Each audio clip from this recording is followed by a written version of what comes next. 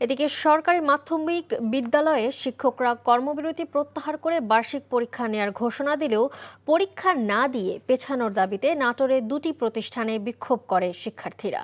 শিক্ষার্থী ও অভিভাবকরা অভিযোগ করেন, স্কুল কর্তৃপক্ষ মধ্যরাতের নোটিশে আজ সকাল ৯টা থেকে যথারীতি পরীক্ষা নেয়ার ঘোষণা দেয়।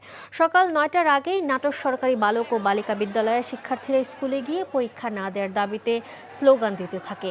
পরে শিক্ষার্থী ও অভিভাবকদের সাথে আলোচনা করে স্কুল কর্তৃপক্ষ পরীক্ষা স্থগিত করে নতুন তারিখ নির্ধারণের ঘোষণা দিলে পরিস্থিতি স্বাভাবিক হয়।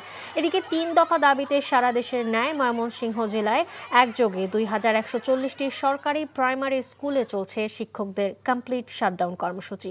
এদিকে সরকারি উচ্চ বিদ্যালয়ের শিক্ষকরা তাদের কর্মসূচি প্রত্যাহার করে আজ থেকে পরীক্ষা গ্রহণ সহ সকল একাডেমিক কাজে যোগ দিয়েছেন।